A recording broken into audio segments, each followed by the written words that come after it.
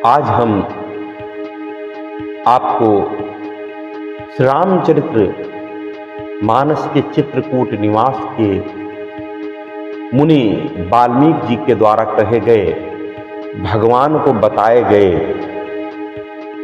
भगवान के निवास का दूसरा स्थान का वर्णन करते हैं। आइए बहुत ही ध्यान से इसको सुना जाए, क्योंकि श्रवण को प्रथम भक्ति कहते हैं। भैया, भगवान की कथा में कभी भी आलस नहीं करना चाहिए। तो मुनि वाल्मीकि जी ने भगवान श्री राम जी, श्री लखनलाल जी के और माता जानकी के लिए चित्रकूट में ऐसे कौन से दूसरे स्थान का वर्णन किया है जिसमें श्री रघुनाथ जी रह सकते हैं। आइए सुनते हैं।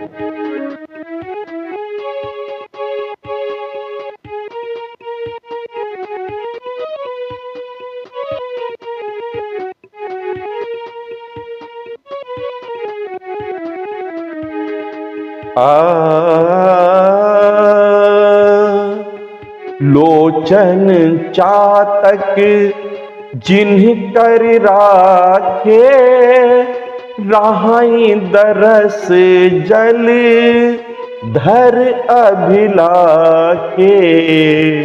निदरहि सरित सिंधु सर भारी, रूप बिंदु जल होहि सुखारी। तिन्ह के हृदय सदन सुखदायक, बसहु बंधु सिए सहि रघुनायक।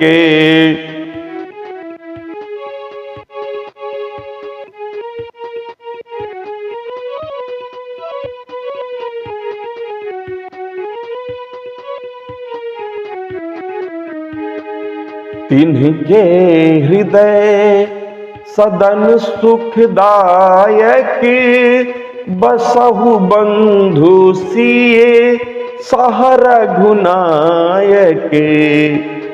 प्रिय बंधुओं, इस प्रकार अब महर्षि वाल्मीकि जी प्रभु को उनके रहने युक्त दूसरा स्थान बताते हैं। अब दूसरा स्थान प्रभु को क्या बताते हैं, आइए इस पर प्रकाश डालते हैं। संक्षिप्त में देखें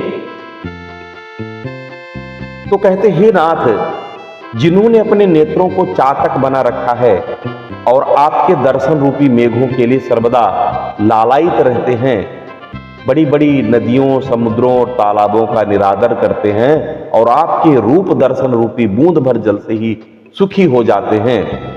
हे श्री रघुनाथ, उनके हृदय सदैव सुख देने वाले हैं।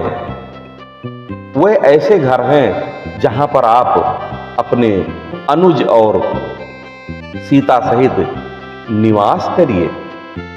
यदि हम इसकी विस्तृत बात करें तो इसमें बहुत ही गूढ़ और मन को सदा प्रफुल्लित कर देने वाला प्रसंग सामने आ रहा है। भैया, गौर से सुनेंगे तभी आपको आनंद आएगा। देखिए, भगवान की कथा में विश्वास और एकाग्रता ये बहुत ही जरूरी है, और यही प्रथम साधक की अनुभूति भी है। देखिए, वैसे तो अनन्य भक्ति है। कौन है जो स्वर्ग तक की ऐश्वर्य रिद्धि सिद्ध संपूर्ण रूपड़ी सरिता का अवगाहन नहीं करना चाहता? सभी चाहते हैं, लेकिन उसकी जो प्रथम सीढ़ी है भगवान के कथा का श्रवण करना, उनका गुणगान करना, गुणानुवाद करना, सबको सुनाते रहना, स्वयं सुनते रहना, इसी को मुनि वाल्मीकि जी प्रथम भक्ति का नाम देते हैं।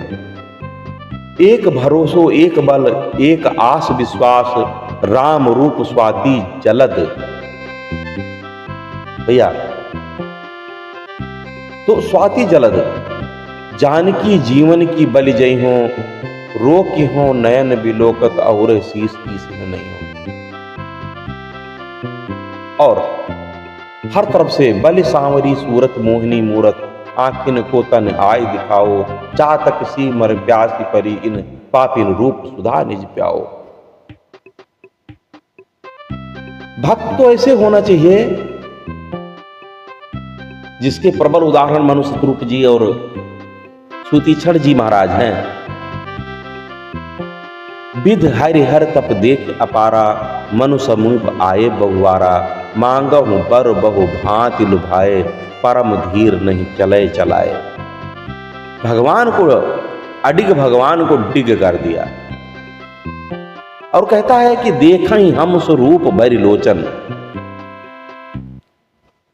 परम प्रभु के दर्शन की एकमात्र चाह, उनको पाकर भी पूर्ण सुखी नहीं हुए, बल्कि निरंतर पाने की अभिलाषा पूर्ण करने के लिए स्वयं भगवान को ही पुत्र के स्वरूप में मांग लिया। और इसी प्रकार सुतीक्षण जी ने चतुर्भुज रूप तक का निरादर कर दिया। सुतीक्षण जी कुछ और नहीं तो अगस्त जी के यहाँ तक साथ चलने का ही बहाना करके थोड़ी देर तक और दर्शन का लाभ उठाते रहे। और यही दर्शन अभिलाषा और अनन्यता है। भूप रूप तब राम दुरावा, हृदय चतुर्भुज रूप दिखावा, मुन अकुलाय उठा पुन कैसे, विकलहीन मन पनि बरजे। कुल मिलाकर ये जान लीजिए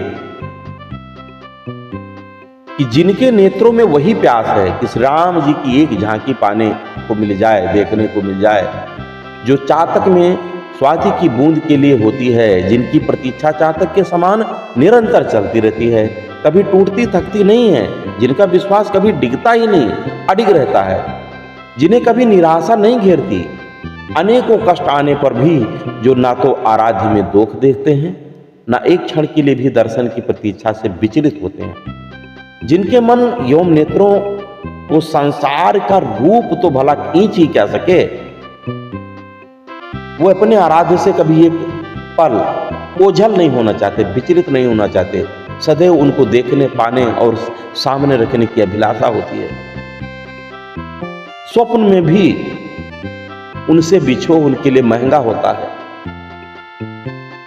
ऐसे जगह को बताया है महर्षि वाल्मीकि जी ने कि प्रभु यदि किसी मनुष्य का हृदय ऐसा है तो आप जरूर उसमें निवास करें।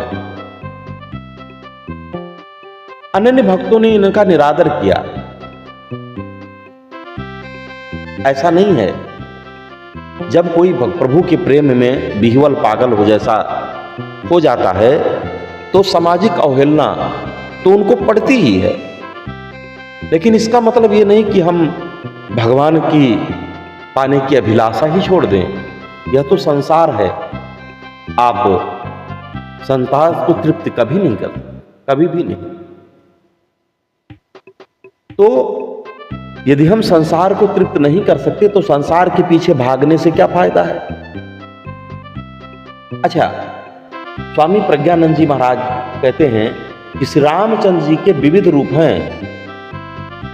अब मानस में भी यह तथ्य वर्णित है, शिशु रूप, बाल रूप, किशोर रूप, अहिल्योधारक राम, जनकपुर में निरीक्षक राम, पुष्प वाटिका में प्रेमी राम, धनुष यज्ञ में राजसभा में विराजमान रूप, दूल्हा रूप, मुनि वेशधारी श्री राम और जटायु दाता, सबरी गतिदाता, सुबेल झांकी वाले राम, सिंहासनीय श्री राम इत्यादि। अरे इनमें से कोई रूप जो तुम्हें पसंद हो उसको पकड़ लीजिए और सदा जप करिए, नाम जप करिए। भगवान दौड़े चले ना आए तो कहिएगा। और इस प्रकार ये दूसरा स्थान जो है प्रभु के निवास का, इसका प्रसंग हम यहीं समाप्त करते हैं। अगला प्रसंग तीसरा स्थान क्या है, हम आपके समक्ष लेकर जल्दी ही प्रस्तुत होंगे।